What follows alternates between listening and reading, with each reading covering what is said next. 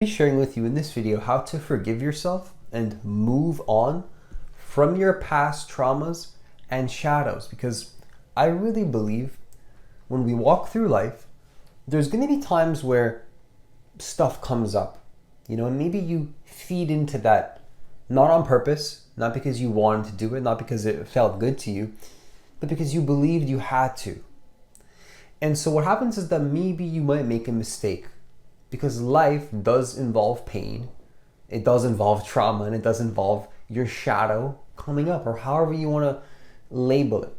And so when this happens, there's going to be a moment where we can choose to recreate more pain, or we can forgive ourselves. And in this video, I'm going to be sharing with you how to forgive yourself and not attach to these things coming up, so that you can give yourself permission to simply be the person that you want to be, rather than continuing to embody who you, again, believe you have to be. And so the first thing that I want to share with you in this video is just to understand that forgiveness helps you to move forward. That's what forgiveness is really for. Many might believe that forgiveness is for somebody else, like you're forgiving the person for them. But oftentimes, remember that forgiveness is for yourself first and foremost, because when we can forgive somebody, what happens is that it doesn't necessarily mean you're going to invite them back into your life, but at least you can walk with peace in your heart. Whether you give a person access to you is up to you after that point, of course, but to forgive somebody first is where you get your peace back. Because you can't be at peace and then also at the same time hold anger and resentment towards a person. And I'm not saying that anger and resentment are bad emotions that should be resisted if they come up. It's a normal emotion. And if these things come up, I think it's about not attaching to them to help them to pass by just a little bit faster. But nonetheless, though, forgiveness is going to be a powerful tool. So understand that though it is for yourself, for your peace, for your state of being, so that you can start to remember how to generate your state from within. And so the second thing that I want to share with you in this video in terms of how to really go into this process just a little bit deeper is to see that something really powerful that I've come across is to stop seeing quote unquote trauma as a trauma. So in other terms, don't identify with your shadow, with a trauma. Don't say that this is me, this is me. I am this thing that happened in the past, or I am a bad person, or I am this. Don't identify with that, because what happens is that think about what that's going to be doing to your subconscious programming if you, keep telling yourself that this is who you are. Like you can't forgive yourself, you have all this anger, I am this bad person, this, that. And whatever happened to somebody else, don't attach to being a person that holds on to anger and resentment, because all that's going to do for you is leave you in a victim mentality.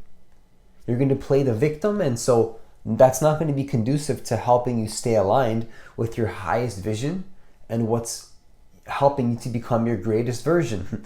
So it's really important to not identify with the trauma. Now, of course, if seeing a trauma coming up is going to help you to see it as a trauma, to remove it from your life and not to experience it ever again, then by all means, please go for it. This is not medical advice or psychological advice of any kind, but the truth is that for me, what worked was to stop seeing a trauma as any kind of trauma at all. It's just really stuff just happening, and you can really see it however you want to see it. Whatever story floats your boat, it's up to you. And of course, somebody might say like, well, what about reality? What about objective reality? Of course, this is not to dishonor objective reality. Like, I'm not saying that objective reality needs to be dishonored here. What I'm saying is that, take a situation, of course, at face value, but then maintain a positive attitude if something negative is happening. If a trauma is happening, right? Don't really see it as a trauma. Here's another way to look at it. As an opportunity to learn about something within yourself that you can improve on. Label, even trauma is such a strong word, because it leaves so much possibility for an attachment, for this trauma to become who you are. Like, me, I am this person.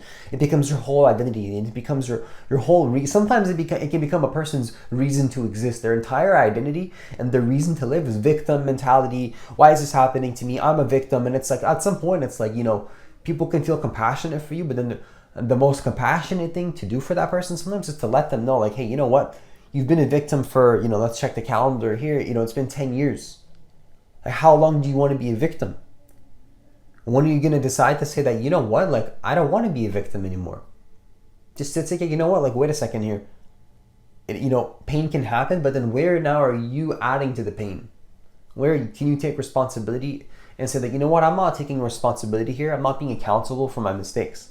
So if we want to be more accountable, less ego, more responsibility, take on more responsibility to be a person of integrity, what happens is that there cannot be an attachment to a trauma as this is who I am.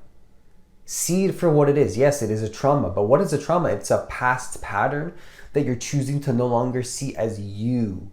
It's no longer you.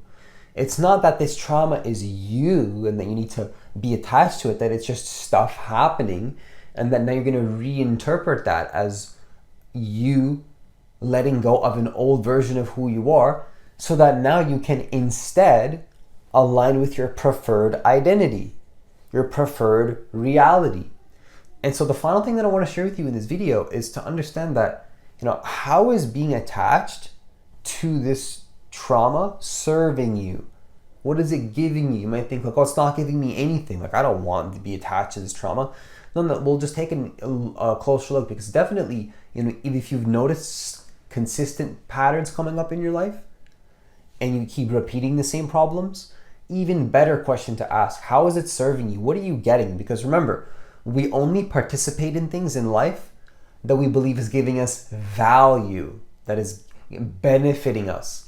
If you didn't believe something was benefiting you, you wouldn't be doing it. You wouldn't be doing it. You wouldn't be spending time in it. You wouldn't invest your time and your energy. You're the most precious asset of your life. Money is a very powerful asset. Your house is a powerful asset. Your car is a powerful asset. But the most important asset and the most important currency of all time is your consciousness and your attention and your time. Your time and your consciousness, your attention. Where you let your attention go is your most valuable commodity that you shouldn't just give away. And if you're choosing to give something energy every single day that you say you don't like, yet you're giving all your energy to it, you say you don't value it, but your actions don't prove that, actually. And I'm not attacking you specifically, but if you are doing something that you're trying to let go of, that you keep repeating, ask yourself, what is it giving you? And write it down on a piece of paper. What am I getting from this? And then ask yourself, is that worth it to keep doing, to keep getting this? And if it is, well, then you're good to go. Then just keep doing it. Just keep doing it, right? You're totally fine. It's not even a trauma at that point. It's just a desire and it's okay. But if you see it as a problem, then it is a trauma now. Trauma is nothing more if you live into this perspective that I'm inviting you to do here. Just your past identity. That's all a trauma really is. A trauma is just you dishonored a past version of yourself and you saw it. Now you have guilt and shame associated with something that you wanted that you couldn't really judge yourself for. Really, if you can't really judge yourself for if you think about it, because we're all doing the best that we can based on the level of consciousness that we're at and the level of wisdom that we have at that moment that we've been given based on whatever happened in life. You know what I mean? So it's like, how much judgment can you have towards yourself? You're going to have to, at some point, forgive yourself and to just realize, like, okay, things are what they are. But now that you have this conscious free will to take a step back and to have spaciousness and to question your values as you're watching this video, then something really powerful to do is just to see that if something is benefiting you, you won't see it as a trauma and you can go back to your happy ways. But if it is seen as a trauma, and again, reframe trauma, it's a old identity. If you're seeing that you don't want to be that person anymore, well, then it's not serving you, and now you have more clarity on that, and it's going to be easier to take action. Because when you really see that something is not serving you, that's when you make a change. that's when you improve. Nobody wants to make any changes in their life until they really see the pain of attaching to something that is bad for them. That is, when you recreate enough pain enough times, when you suffer for long enough, at some point, you break. And what breaks? The attachment to the pain. There becomes even more life force comes back to the body when we realize that you are not the pain. You are not the struggle. You are not the trauma. You're not even the beautiful things. You're not the blessings and the amazing emotions and the happy emotions. That's not you. And even if you attach to an amazing emotion, you might think, well, what's wrong with that? Well, remember, if you attach to an amazing emotion, very, very quickly that will become a negative emotion and you're going to be attached. And that's where the suffering comes in.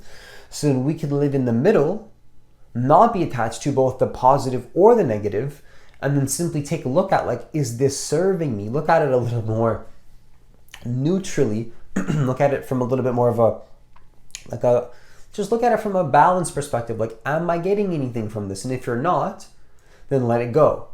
If it is helping you, then continue. And that's really going to be, I think, a powerful tool to be able to forgive yourself and then move on from that old identity and then to shift into the preference